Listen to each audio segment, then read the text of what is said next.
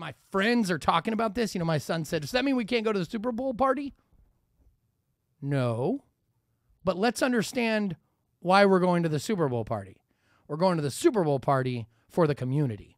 We're going to the Super Bowl party for the fellowship and the friendship and the party itself.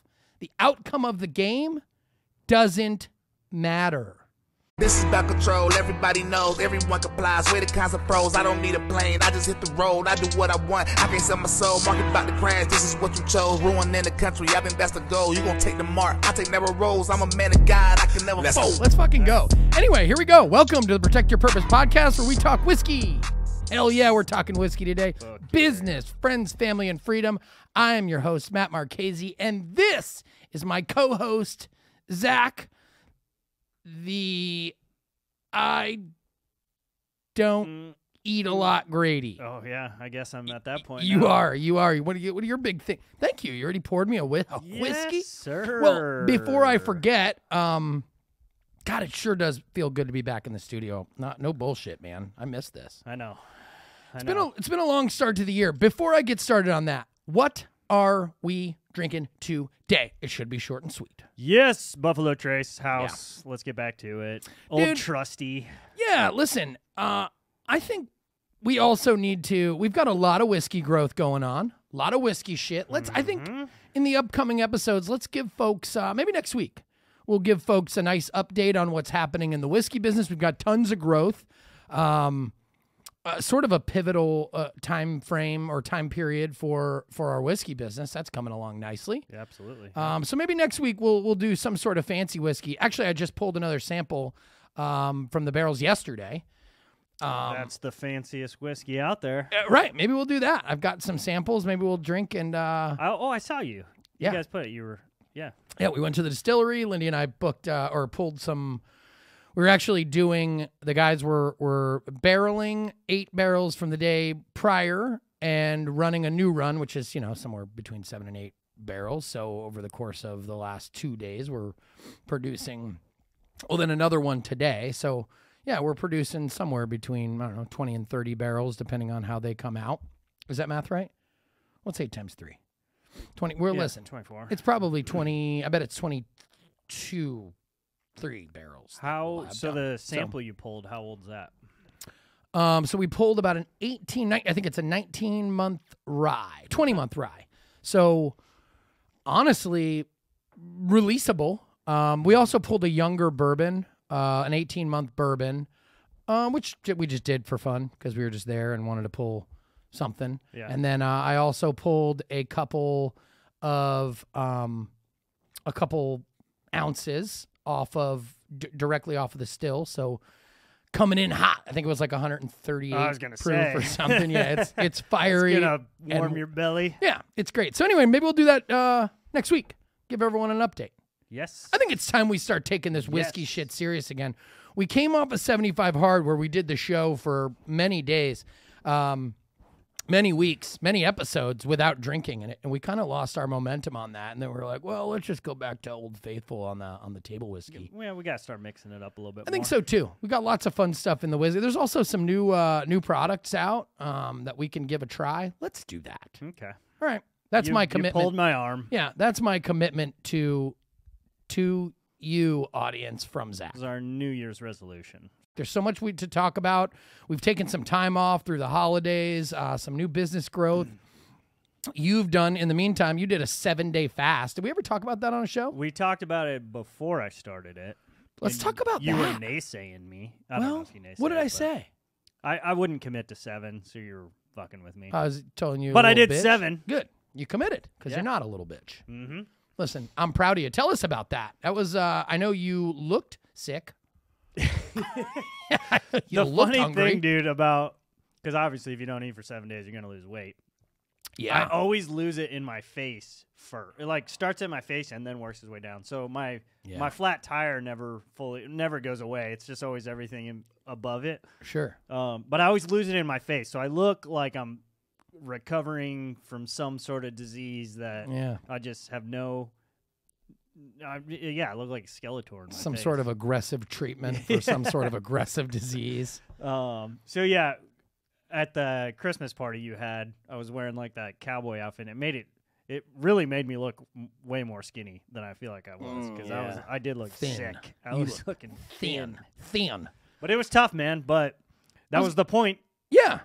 You feel like you grew from it? Yeah, absolutely. A little mental reset, get things back on track. Wasn't really concerned about the weight loss. I mean, obviously that's just a product of it, but you came back. I mean, you filled back out. I imagine it's sort of like, cutting weight for wrestling or those kind of sports where, I mean, you were able to recover quickly. A couple days later or whatever it was when I saw you, you looked great. Color back. Yeah, got your color back. You got face fattened up a little bit again, rehydrated or whatever. Yeah, it was good though, man. Would you recommend it?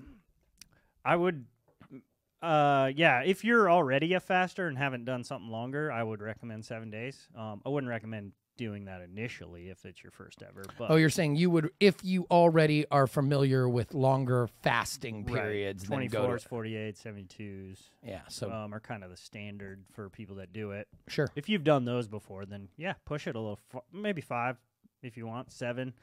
Because after I got 72 was my previous long. And you think about food constantly. Mm-hmm. You've obviously fasted longer. Only 3 days though. But even then, you're thinking about food all the time. Fairly often. Fairly often, for sure. So magnify that longer than 72. You're thinking about food all the time. And everything after 72, I was trying to justify in my head, you've done well. You got a new PR. Let's fucking eat something, dude. And then time to go. The devil fucking sits on your shoulder and is like, you've done well. You should be really proud of yourself. Yeah. But the glory's in the finish line, man. Of course. That's what I said. Joel Staley did it with me. The glory's in the finish line, man. If you cut off early, sure, it'll feel good in that moment, but overall, you're gonna feel like shit because you didn't accomplish the goal you set out. I set out for 7 days. Let's make it 7 days. Lindy and I, so we did the 3-day. And we've done some longer fasts of 48 hours and 20. We do 16s and 18s and 20s all the time. I found a nice sort of a peaceful reset in the 36-hour fast. Yeah. You go from 8 p.m. all the way to 8 a.m. the 2 days later. You really just have one day and then get into sleep if you have a challenge. And I get a really good reset from that. Mm-hmm. So I think that might be my magic number. Maybe that's today. Maybe, as I continue to progress in that, the magic number becomes a 48. Yeah. But I found a lot of really good value in a reset for myself just at 36 hours. So I don't know. Yeah. 36 is kind of the money number. Anything past that is where you're really gaining the benefit. Right. And that's 24s are great. You're sure getting something out of it, but 36 is that magic number. Man. But then, well, anyway. All right. So moving along, man, It's been January has been serious. Yes, it has. There's a lot of shit going on in the world. Especially the weather, too. The weather throws a wrench in things here in Nebraska. Oof, man, in Nebraska, for those folks in the Midwest, it's been a ride. Yeah, I was in Iowa yesterday and talking to Rob, my buddy who's helping me produce product, and he was like, we had 24 inches in a 24-hour period. I'm like, what? That's even more than we got over here. Oh, yeah. Yeah, but it's melting quick and... But shit, man, we had those extreme colds. I think we were under 0 for probably a full week. And then you throw wind chill in there. It's negative 30. You're I think at one point we got negative 45. Oh, God. Dude, it's killer. Whiteout conditions, negative 45 degrees. You can't even go outside. 10-foot snow drifts. You can't even go outside. The kids obviously were out of school a couple of those days, and it's man, it'd be nice to go out and sled and hang out, but you couldn't even go outside. You're like, I'm gonna die. I can tell you one thing. Lindy and I picked a bad time. So every day we've committed for 365 days. We are 25 days in, I guess now. Mm-hmm. But we have committed to doing our what we call the 50s, our 50 push-ups, 50 sit-ups, and 50 air squats every day, plus 1 mile. You can run it, you can walk it, you can jog it, you can ruck it, do whatever. You got to put an additional mile in a dedicated, isolated mile that is dedicated to just steps. doesn't count on your daily steps. And we have chosen to do as many of those as we can outdoors, assuming that's in the cards, and vowed to not let cold or weather conditions hold us back from that. If we have to get our mile in indoors, then that's what we got to do. It really tested us. You guys were doing it, though. Outside. We did them all outside. And so you haven't done one inside yet? No. Okay. Nope. Well, you might. Well, it still could get cold, I guess. But I was about to say you might be in the clear. But well, we're again, the vow was to not let weather conditions, if we were inside for an event and we could, I don't know. If there was a situation that we couldn't be outdoors. But weather's not going to be that situation. Weather is not going to be the situation. Like being a pansy ass and be like, it's too cold or it's raining isn't going to be the one. Right. So, yeah, it was 45 below wind chill and we were out bundled up to, our eyebrows. Literally the only thing exposed was our eyes where. And then your eyelashes get your eyes start to water, your nose starts to run, your boogers start to freeze, your eyelashes and your eyelids freeze shut. We're pulling our hood down, your neck, like you're walking in, against 30-mile-per-hour winds that are, chilling. 0 degrees or 12 below zero. Piercing through your jacket. Right. And everything. Well, we wear those big jackets. Everything's except for what's exposed. But, you take your phone out. I was trying to, update the socials. And your fingers go numb. Dude, you got 10 seconds. And your fingers are in pain. And you have to recover from the pain. So we ended up like, well, I'll give you a digital still photo that we took either right at the beginning or right at the end. Because, dude, it's so painful. Mm-hmm. But to your point, the end is my wife and I high five. And we're like, hey. We did it. Another day down. Yeah, another day down. We didn't want to do it. There's been a couple of times I've been hanging out with you and it's like late. Midnight. And you're like, we haven't fucking done our shit yet. And you still go home and do it. Yeah. So again, it's in the finish line doing hard shit. And that isn't hard. It's literally, that's why we designed it like that. We're already seeing results 25 days in. Our push-up numbers are increasing. Our sit-up numbers are or time rather is decreasing. So our ability to do it in that time frame is decreasing. Yeah, pretty soon you're going to be knocking 50 out. Like nothing. Yeah, and that's the way, that's the goal. So we're seeing the results we want. But most importantly, man, it's about displaying the discipline. Accomplishing it. About accomplishing it. Yeah. At the end going, shit, man, well, it's 12:30 or 1 a.m. We're tired as shit. We got to be up at 6:30 tomorrow morning. We're not going to get to sleep for a little while, but still saying, you know what, man? We fucking did it. And how shitty would you feel if you didn't? Yeah. 75 hard is much harder. Yeah, This is a good addition to the 75 hard program if that's what you're trying to achieve. But I wanted to do something that is very achievable. It's like the picture in 75 hard. Yeah, the easiest thing. The easiest shit. Right. Yeah. But I also wanted it to be growth oriented. Yeah. And I wanted it to be a discipline that is uncomfortable and is a nuisance to where I can, just another non-negotiable, something that I can do anywhere. And we're really enjoying it. But shit, man, it's been cold. About 7 or 10 of those days were pretty brutal, especially out here in the country. Now it's like 20 degrees and you're like going in your fucking tank top. Yep, it's T-shirt time. Anyway, let's get started on our topics. We're, I don't know how many minutes in, maybe 10, 12. I want to talk about some shit, man, going on. Okay. What's on your mind, Matthew? Well, so last night, we picked the kids up and we had this and that to do, and late nights we're like, hey, let's go to the gun club. We'll grab some dinner. And ended up sitting there chatting with my kids. And I don't know if you've seen it. Have you seen the Super Bowl color schemes? Conspiracies? Yeah. Yeah. I mean, I call them, we can call them conspiracies, but at this point, like if you, I don't know. Maybe you believe different. So I wanted to talk about it because you're kind of a sports guy. Everybody knows that I'm not. It doesn't mean I'm not a fucking athlete. I just want you to know something.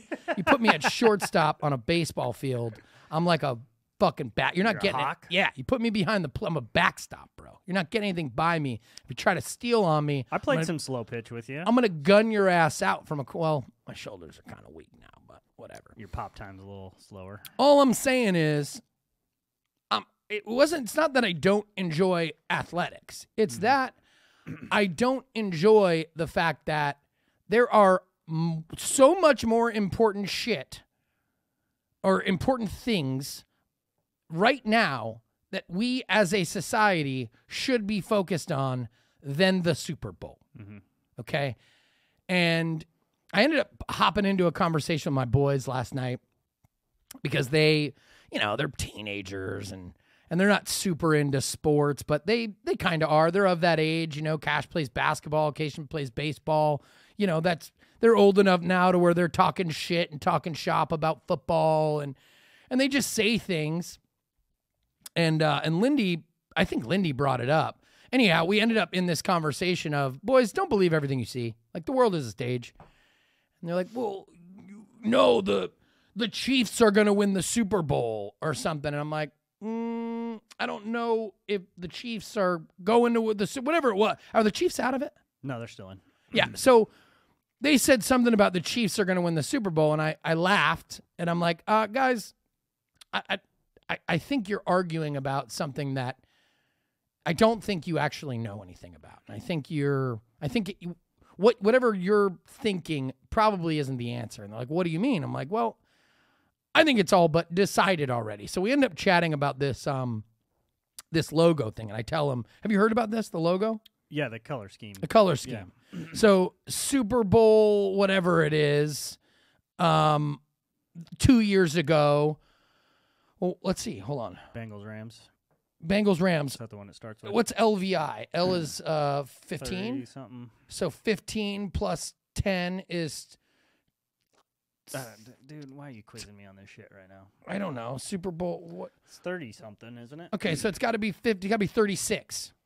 Whatever. So 2 years ago, there's this screenshot that I have pulled up of the Super Bowl logo. It's kind of orange and yellow. And, of course, it's a Bengals-Rams Super Bowl. And they put this logo out at the beginning of the year, when the season starts. And then, of course, the orange and the yellow are the two colors of the Super Bowl. It matches the color scheme. It's like it's on display for us. The next year is like this green turquoise blend with this orange and red blend, which is green and red, which is the Eagles Chiefs. And lo and behold, Chiefs Eagles Super Bowl. This year they put it out. So as soon as they put it out, people are seeing the pattern. They're like, it's going to be a Niners Ravens Super Bowl because that's the color scheme. And then they go further and they're like, well, the color that is least indicated on the color scheme is the winner the last 2 years. So now they're assuming that the Niners, being less prominent in the color scheme, are going to be the winners. So then there's another thing, which I don't even know if I screenshotted. So my question real quick on that piece, is there any chance that it's a coincidence? Well, one, that it's a coincidence, and two, yes, that there's several teams that could fall into the color schemes. Ooh, I love whiskey. Yeah, I know. That was a good sip. It's good, yeah. You know what I mean? You know what I'm saying, though? Like, yeah, so like a different team. Like a horoscope. It could fit others. Different yeah. Yeah. And now you're pulling up, I think I know what you're pulling. Like, there's something on a news channel that said Niners Ravens Super Bowl or something. Yeah, so and this was several days ago. Mm-hmm. I don't have the exact date. Shame on me for not, but it was several days ago. Before this could possibly be known other than just a thing. It says Reba McEntire, Usher, and so like a local news channel in Memphis posted this on their news station. It said Reba McEntire, Usher, and Post Malone were or are slated to perform at San Francisco 49ers and Baltimore Ravens Super Bowl matchup on February 11th. Like, is it predictive programming? Is it a slip up? Who knows what it is? But the fact remains is we don't have finalized Super Bowl contenders yet, right? Correct. And it is clear that what the conspiracy people, which are always just theories, said at the beginning of the season, oh, it's going to be a Niners-Ravens Super Bowl. It looks like it's shaping up to be that. Certainly could. They're still alive. Right. So I'm interested to see, number one, how this plays out, if this ends up being this. And what I want to know is how much, like, I believe that it's all rigged. I believe, you know, my theory. It's the Roman circus. It's there to distract us. I then have these conversations with my kids like, hey, man, don't be distracted by this. You have to get your schoolwork done. And don't be too distracted by that either. Like, you have to worry about your basketball game. And don't be too distracted by that either. Because the important shit right now is that we get our household in order. The important shit right now is that we become closer as a family. The important shit right now is that you stop poisoning yourself with all of the sugar and fast food and bullshit that is, you know, readily available and force-fed down our throats, essentially. So trying to teach my kids this, it brought up this, you know, conversation of, could this be a coincidence? You know, could it, you know, several teams fall into these color schemes? Could it be this? What if? Like, how much? Let's say, hypothetically speaking, the Niners, Ravens go to the Super Bowl, and the Niners win. Like, are you convinced? 3 years in a row, the conspiracy, doing the finger quotes here, the conspiracy theorists that believe that the world is a stage. I ended up telling my kid, here's my opinion, my thoughts. So as a football fan, yeah. I obviously hope that's not true. Okay. But fuck. Okay. But hear me out. All right. I'm listening. Because in the back of my head, I'm like, how could it be? There's so many people that would have to be in on it if it was staged. Like, so many people would have to know. But then I lean back on, well, I also believe our political system is a fucking clown show, and there's a lot of people in on that shit. So I definitely know there could be a possibility that everything's fake and it's all made up. And why do you think feel like everybody would have to know? You believe we went to the moon? Maybe not everybody. You're right. But how... You believe we went to the moon? But the game is played on the field. That's why I feel like it would be harder to fake. Like, do you believe wholeheartedly that we went to the moon? No, I do not. You don't? No. How could the entire world be fooled that we went to the moon? You have a valid point, man. I'm not right. Trying to argue that it could not be true, because I definitely think it could be. I think only a few people need. But how would you fake it? That specifically through an entire season, if not a lot of people were involved, because the game's played on the field. Like, if the players don't know, right, they're obviously playing to win. How many players on each team need to be? How many players on each team need to be compromised for one team to lose a game? Probably one. Right. So let's say, hypothetically speaking, and this was the example. That's what my kids asked, right. And I think it's a valid question, and it's why, you know, I still have. I think a sliver is a long interpretation of how much hope I actually have in this. I think it's a very small sliver, like a hair, a tiny hair, like a beard hair, a short beard hair. A new beard hair. A new beard hair. Fresh like beard. A baby blonde, like a first beard hair. It's a very little bit of hope that I have left in this, because I look for it. So when I'm looking for it, I tend to see it. And what you're looking for, you tend to see. And if you want, you know, to believe in Santa Claus, then you can probably convince yourself that there was or is some sort of, you know, Christmas magic, in spite of, the, you know, whether or not there is or isn't a Santa Claus. You know, the Lord is present, happiness, you know, maybe that's the gift. Like, we could probably find some sort of reasoning or justification. But the reality is I watch plays be thrown on the field.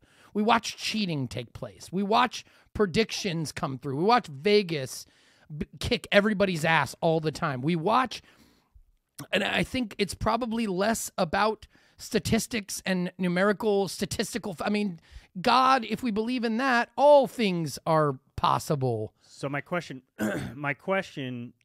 is, like, I would 100% believe that Vegas has a lot to do with the outcomes for betting reasons. Yep, but who's Vegas controlled by? But, okay, so that's my question then. If it's all fake, why is it fake? Because people are going to watch regardless. Like, football is more popular now than I think the ratings were bigger than they've ever been this year. Mm-hmm.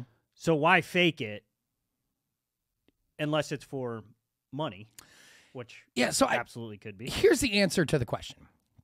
My thoughts on how could they possibly pull this off. Like, number one, understanding that there is a gatekeeper for all things. So in order for the Niners to win, in order for the Patriots to hold this dynasty, like, there has to be a key player who has to be compromised, and there has to be excellence. Like, there has to be greatness, like talent, raw talent.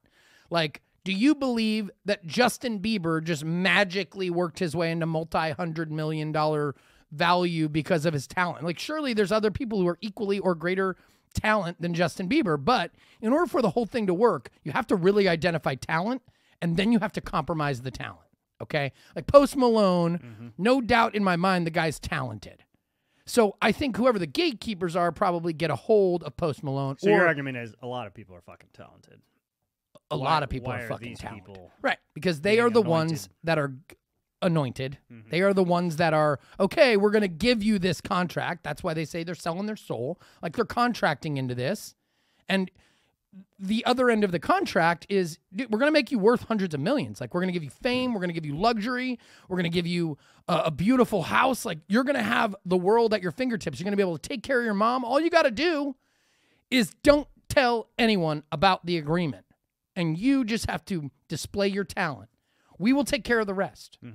But how do they control these people? Well, they do it through blackmail. Like, look at Epstein Island. Like, how do they control the politicians? Same way they control the referees. Same way they control the government. Same way they control the local leaders.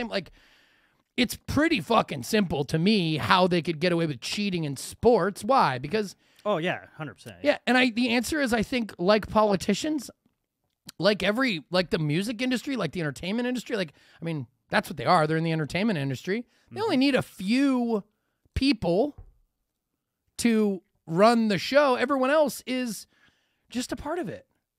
They don't even know it. Like, they're there to really compete for that. But if you really want to make it, you really want to be a part of the elite club, like you want to go from $1 million in net worth to $100 million, cool, but someone has to gift you that opportunity.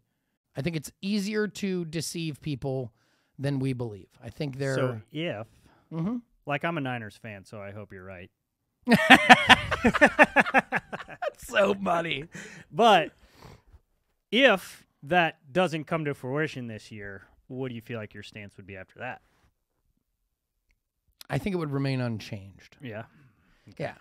I think it would remain unchanged because the only reason I think it's harder in football, like, because you see, like, the basketball documentaries where that one kid from Michigan was, like, shaving points and stuff to, maybe you haven't seen the documentary, but he was shaving points because he had bettors that were telling him what to do. Sure. A lot easier in basketball, I feel like, than it would be in football. But I do think it's possible, absolutely. I just think it'd be a lot harder, like, to control 22 people on the field versus 10 on a basketball court, you know? Because it'd have to be a quarterback, I would think, because they're in control of most of the game. Like, if it was like an offensive tackle or a something, linebacker. Yeah, miss a tackle, you know, miss something lots like of tackles. that. Yeah. Have a bad game. You can play your ass off. Like, that's why I'm saying it. In order for it to work, there has to be sheer talent, because if we're like, why is this guy on the field? Colin Kaepernick? Yeah. Like, he wasn't talented enough to hold the spot. He wasn't talented enough because it wasn't believable enough. For a short period of time, he displayed potential for the talent.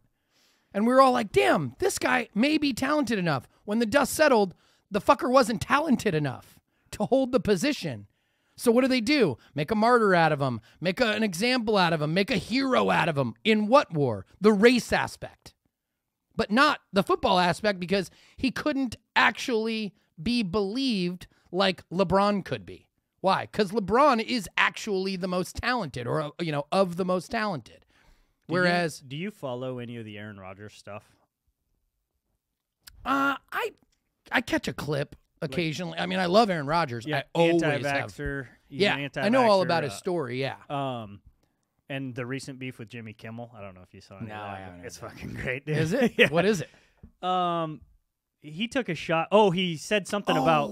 I think I did hear about this. Roger said something about a lot of people will be nervous if this list comes out, like Jimmy Kimmel. Right, I did hear this. And then Jimmy Kimmel fucking fires back at him. It's fucking fantastic. Yeah, but, dude. That's the answer, though. Like, how do we get LeBron to throw a game? Like, how do we get put LeBron? him on an island somewhere until Melissa's about to come out? Yeah, I 100% agree. Yeah. Boom. So how do we control him? It's very simple. And if the people, audience, humans, Americans, world, like if you don't believe that there are extremely powerful people that seek to control and actually control the most talented people on the earth, you are blind. You're sleeping. You're dumb.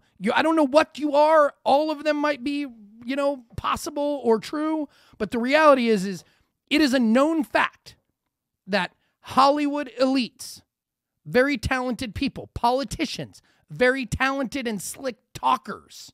You know the term, you talk like a politician, like there's a level of it. That's why, Trump, Vivek Ramaswamy, all these people, they're talented, smooth talkers. Joe Biden at one point was. Barack Obama, the ultimate. Yeah. So you have to have a talent in order to be propped up in this position. There's no denying Barack Obama's talent. And you always see these actors or musicians or athletes that have all this promise in the world, and it just never kind of comes to fruition. And I think it's that point you just made. Like, you get to a certain point where they're like, hey, are you on this side or are you on this side? Mm-hmm. And if you're like, well, fuck that, then your career is tanked and you're done for. But if you move on to the other side, then you're, raised up to the level of the Biebers and the Swifts and the, all those types of people. And to be very clear for our audience and our listeners, it is not Democrat and Republican. No. Those sides are, in my interpretation, good and evil. That's what this is. Mm-hmm. This is it. This is a war on good. And yeah, man, listen, this is what I explain to my kids is here's the best way to understand this is it's a waste of your time regardless. If it's real, if it's fake. If the Super Bowl is already, the winner is already decided. If you just understand that it doesn't matter to you, then you won. If you're just not distracted by whatever it is, you already won. And this is what this is the conversation that I ended up getting into, which is really what I wanted to talk about, is in 2024, okay, going out through the rest of this year, this is going to be, and I don't care what side of the political aisle you're on, how rich you are or how poor you are, how, what your career or your profession is. Like, I don't care. This is going to affect everyone. Mm-hmm. Anyone with a pulse, this is going to affect you. It may affect, the ultra wealthy much less. It may affect the ultra poor much less because the ultra poor might be on a little come up as the government prints more money and hands it out and creates more incentives to be poor. The fact is that 2024 is going to be a crazy year, probably even crazier than 2020. Oh, yeah. Another election year, I think we can expect it to be ramped up. We can expect there to be election season shit, looting, rioting, crazy. We've got more shit like attacks on our power grid, extreme hots and colds, this and that. All the shit.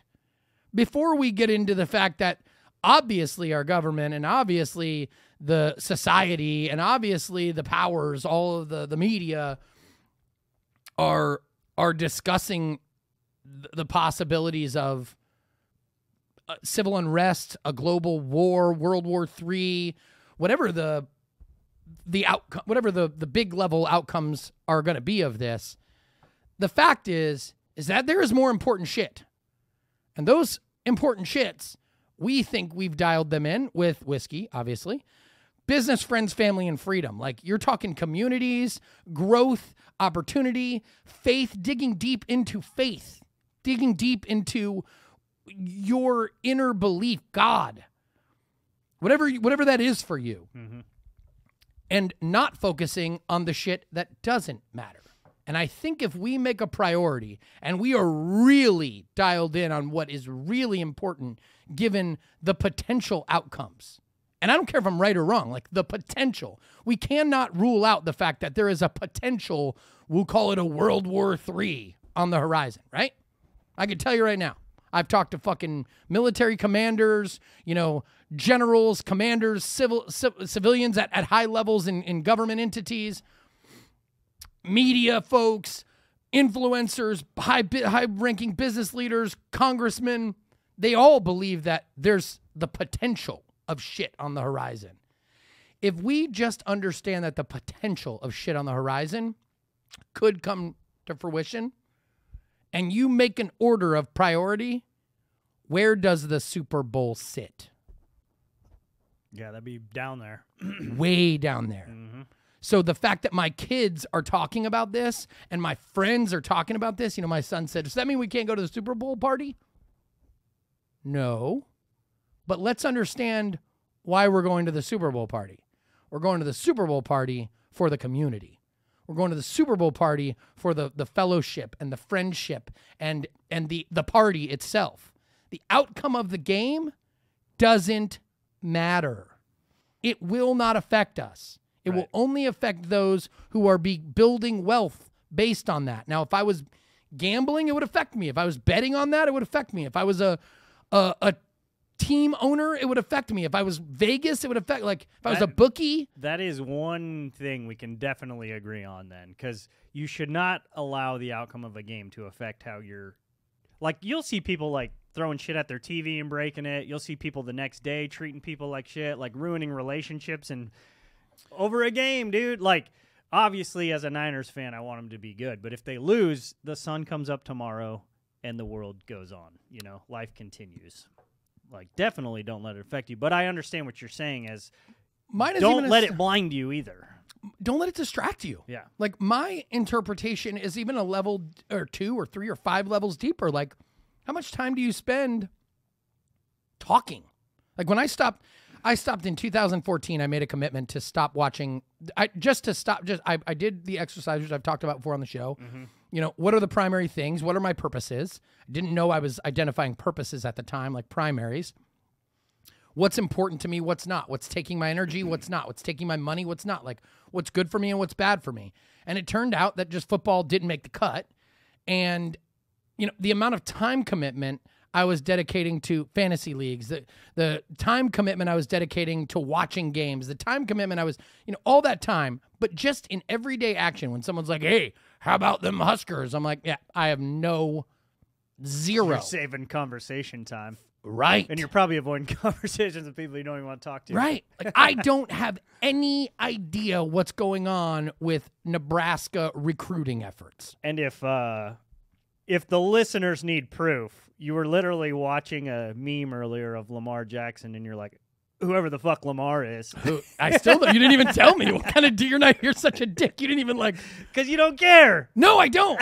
I don't. I didn't tell But I mean, I did indicate, it would be nice to maybe know for the show who this actually is. Touche. No. You're right. And I guess what? Don't explain to me because I don't even want to know because I don't give a shit. Yeah. You're taking my time.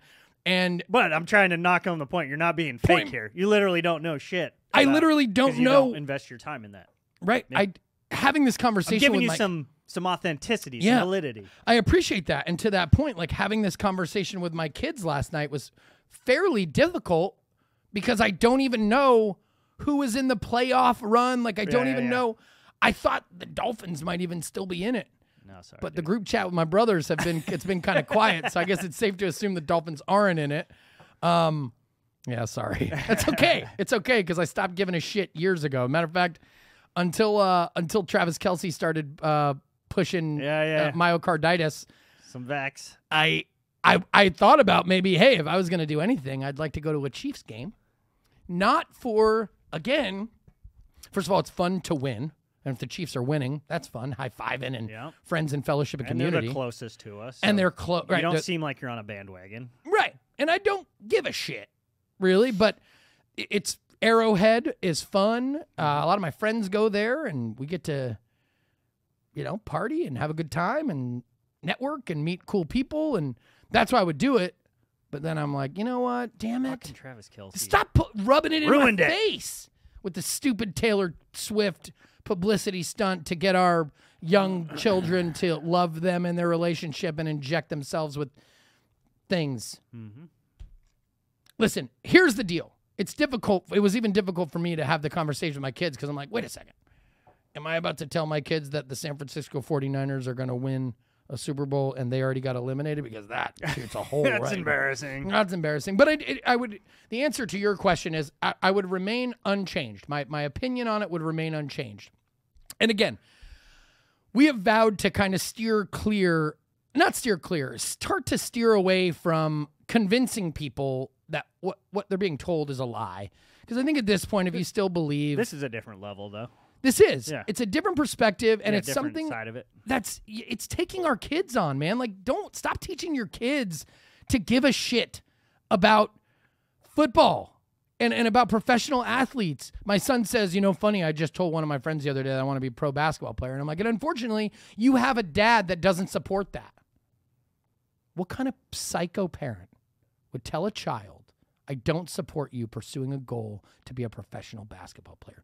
What kind of sick bastard tells their kids, I don't support that goal? You're looking at them. I know we're audio, but you, my friend, sitting across this table from me, are looking at a psycho. Told their kid that yesterday. And on that same token, my son does music and wants to... And it worries me if he ever did get popular to the point of, how about he's not going to get popular? Yeah. Unless he does that. Right. Because you can't. Right. Right. How about I went and saw Post Malone very early in his popularity where I was able to buy a Post Malone ticket for like $49. Not outrageous. In the Sioux City, the Hard Rock at face value. Oh, yeah. This was where this was. Great venue, by the way. It was awesome. Yeah. What's it called? It's all ages outside. Yeah. Anyway, God damn it. The garden. Anyway. Yep. You're able. This is how early it was. Like Post Malone was still normal, just a young up and comer. I assume he had just signed the deal, so the tickets that I bought were still $49, but they were going on the secondary market for $390 or whatever. That's how early it was. I saw this dude on stage, still just kind of drinking on stage, playing his guitar, showing off his talents from rap to, musical instruments to even, singing, his voice undisturbed and saying, hey, I'm drinking a lot. And if I forget the words, sorry, I might need to start over because I do that shit. Because it's all new. Right.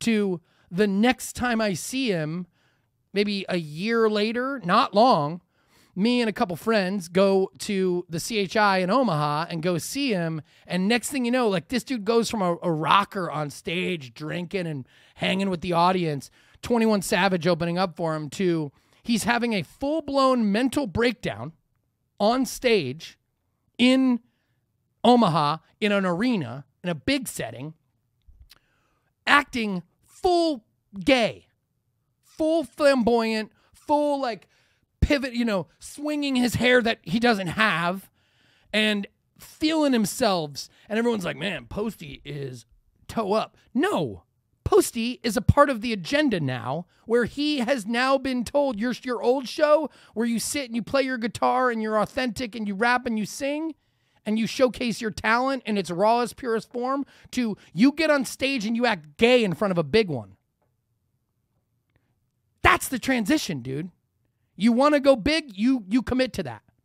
That's, and my buddy who I was with, his name's Shane, I look at him like, dude, was that Post Malone acting gay? Like, what was that shit about? And he was like, of course he did, bro. You think you get to this level like without doing that? Nah, bro, you're wrong. And the ones who got there early on that pivoted, they're the ones now getting blackballed and shunned, and the industry turned against them. They got campaigns run up against them. They're getting arrested. They're getting you're not gonna make it big unless you do that. So yeah, for your kid, for mine, like as I told my son, I'm opposed to joining Hollywood. And unfortunately, professional sports is the entertainment industry. And if it's entertainment, you must understand it's that. So they have to decide what's entertaining. And if the entertainment industry is led on its natural course, it may not actually be entertaining. And then it will fail. It's a show. The world is a stage. The football players are professional athletes. Before we go all the way to the next step, which is they are actors, can we agree they're entertainers? Yeah. What are actors? Entertainers. Right. So we know there's a common ground. We cannot argue that. Sure. And I disagree with my children going into the entertainment industry. Why? Because it's corrupt We could agree and it's on satanic. Yeah. But as a parent, yeah. what kind of psycho? hard. I go back to the. That's hard, dude. What kind of psycho tells their 14-year-old, I do not support you and your dreams to be a pro athlete? Luckily, all our kids suck at sports. So Yeah, they're it's not okay. super good. Sorry, Cash, if you're listening. Luckily, you're not good enough. Oh, I'm just kidding. No, he's a talented little kid. Yeah. More whiskey? Yeah, sure. He's a talented little kid. He's got good handles. He's dedicated. He loves it. So I just want to encourage him, and that's what kind of sick parent is. Hey, man, You're like, I don't even want you to go to college. What the fuck are you yeah, talking how you going to about? play college ball? You're not, because I'm not paying for your college. You need to be good enough for a scholarship, and then you're going to have to fight that. But then he's got to go to college. Then you got to go to college. Fuck. Right. So just having these conversations with them, tell them, listen, I think it's important. The reason why I support my kids in youth basketball, the reason why I support my kids in all of these things are for the same thing I support going to the Super Bowl party for. Community. Be involved. Be involved. Meet people. Discipline. Yeah. Meeting people. Doing hard shit. Challenging yourself. Achieving goals. Practicing. Daily disciplines. The important shit. That's the point I wanted to drive home on this show is I'm all in. But for you adults who have invested your life and who have made an actual purpose of an entertainer, like if you have made an actual purpose of your life to, watch, supporting a professional sports team to where not only does it affect your mood, like you mentioned, Yeah, don't let you do that. it takes so much of your time.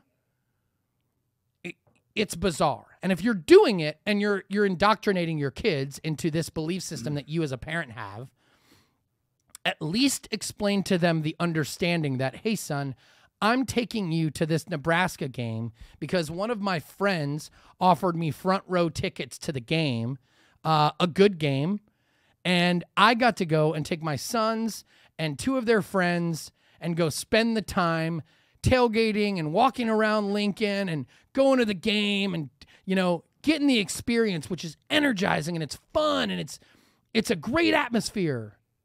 That's why I'm doing it. I don't care if they win, and you shouldn't either. And the reason we're there is so we can get closer as a family and we can celebrate, fun times together. But don't convince your kids, and I'm not trying to, as always, wag my finger at somebody, but don't convince your kids to put all of their heart and soul and their meaning and purpose in life into the entertainment industry, which is corrupt and rigged. What? You're being a shitty parent.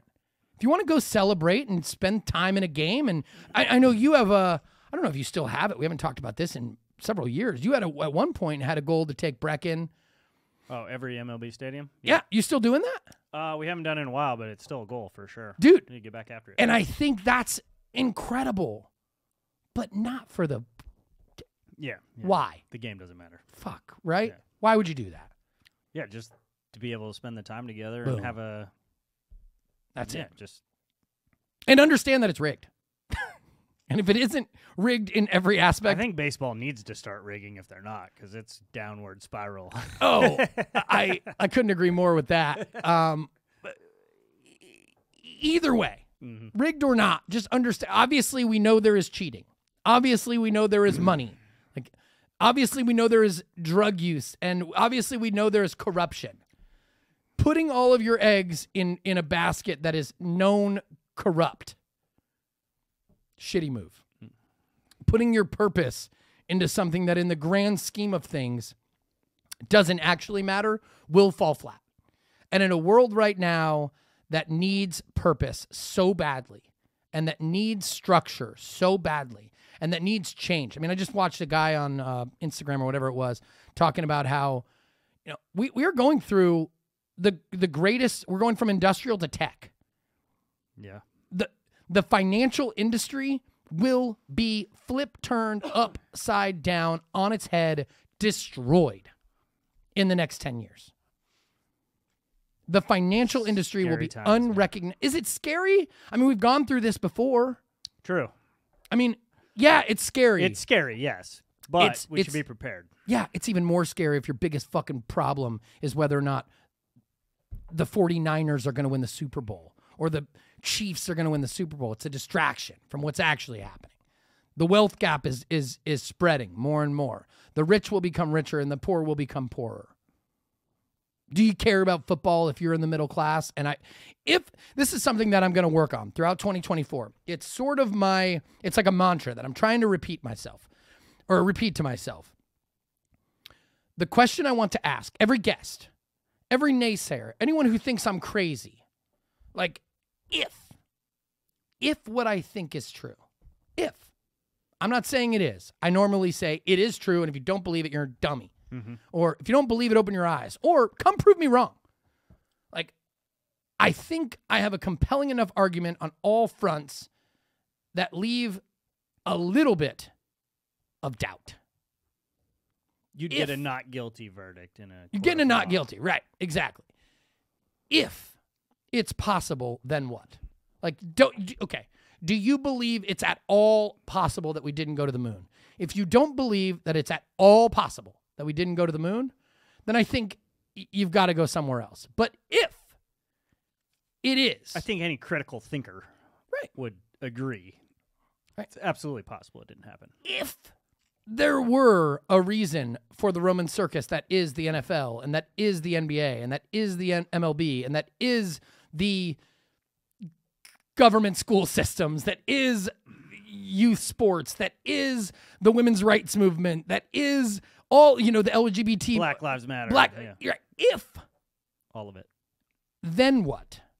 Then you must agree that if that, then this. So if that is true, then we should react this way and we should do this. And then once you get to that point, you say, now what's the risk reward? Like, what am I risking? Like, I'm risking all of it. So, all right, well, I'm not willing to roll those dice. I'm going to get my household in order. I'm going to get my shit together. I'm going to do hard things. I'm going to challenge myself this way. When and if the time comes that you and your family are faced with the most difficult challenges and adversity that you could imagine, you're prepared to face challenges. That's all I'm trying to do. And you did that. That's why I asked that at the beginning of the show. Like, you did that.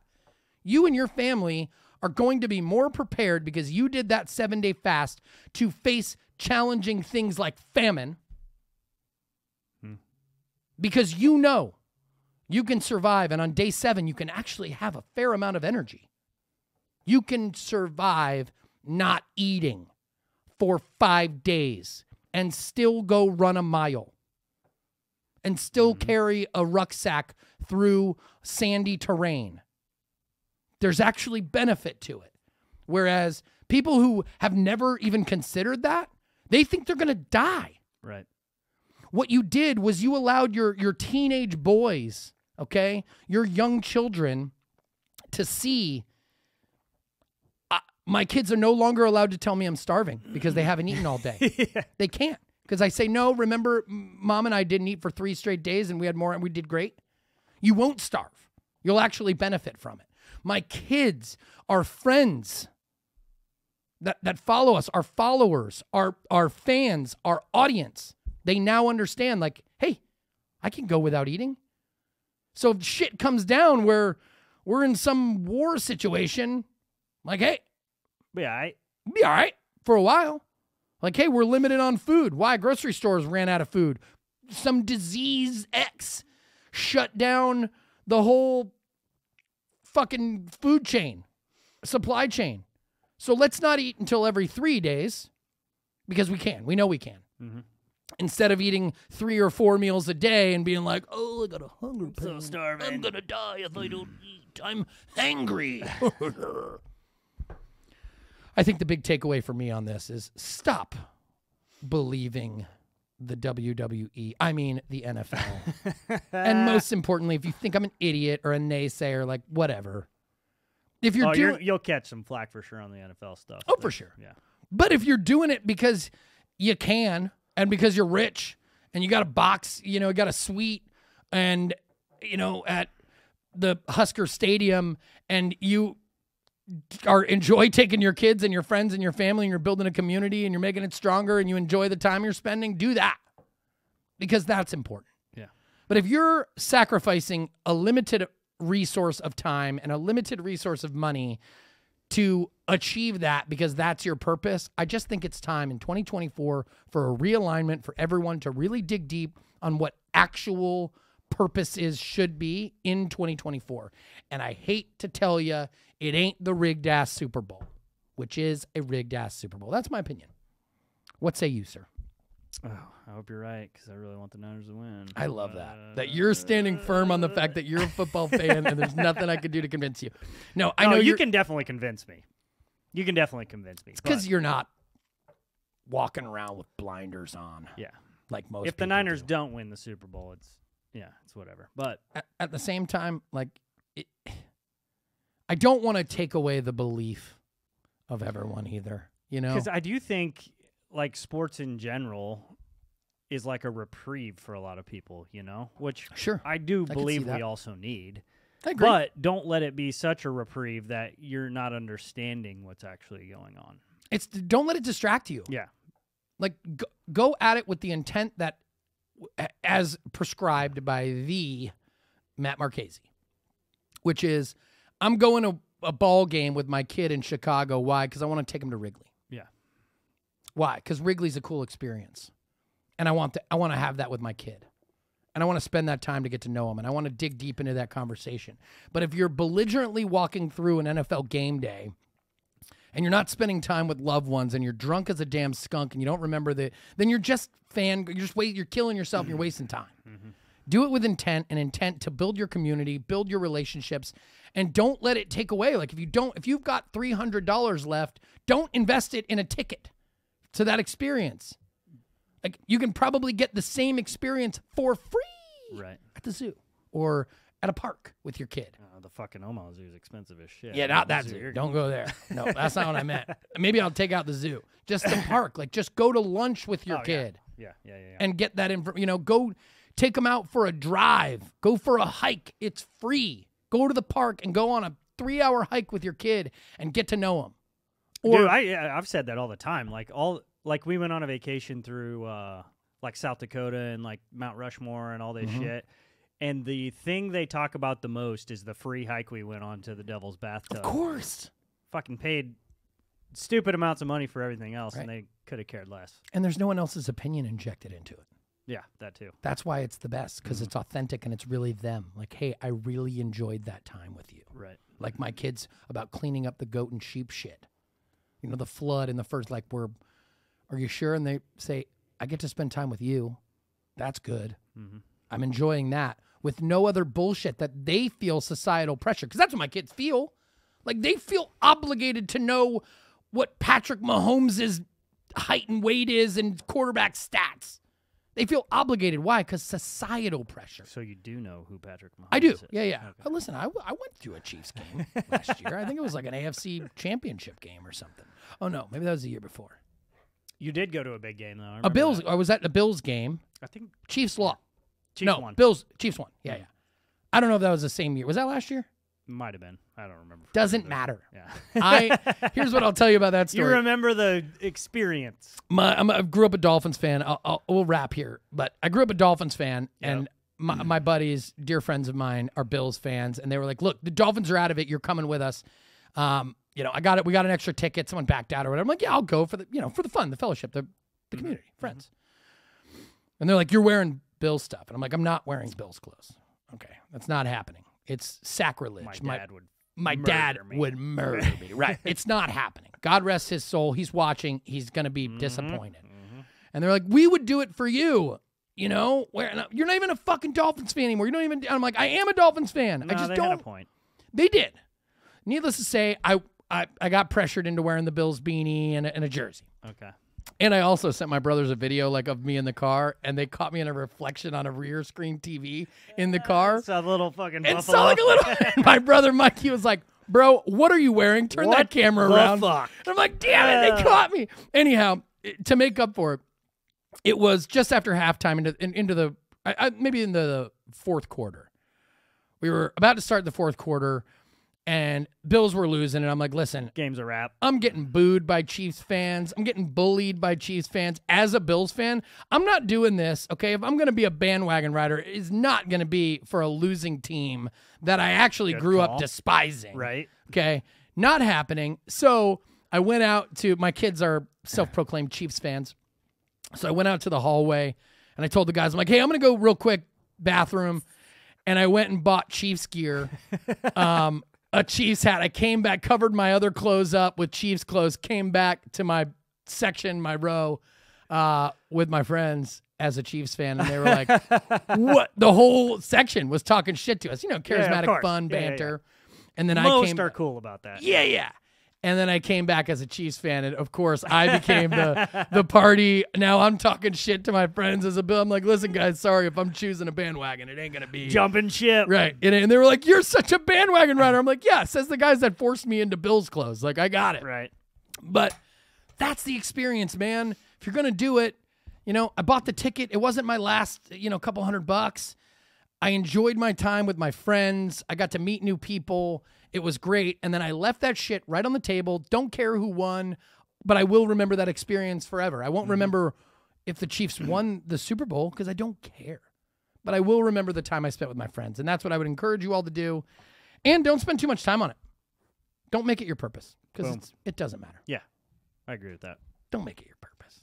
Focus on what's important. Make yourself stronger and better. Get your household in order. Anyway, let's wrap this thing. I think I planned on doing like a 30. Yeah, we went over. That's fine. I enjoyed the conversation. It's your show, man. Dude, you know what you want. Yeah. Who's going to tell me shit? Yeah. Who's going to tell me shit besides you? I didn't say anything. Right. You're not going to tell me shit. Let's roll. Dude, I enjoyed it. Good show. Fun. Thanks for being here. Yeah. Love you, buddy. Yeah, you too. Anyway, I also, at the beginning of the show, didn't do the thing. But follow us on all the things. And to those who have been asking about us on the show or about the show and our infrequent production of the show, we took some time. We'll needed get better. it. We'll get back on track. Listen, we're here for it, man. There's a lot of shit going on.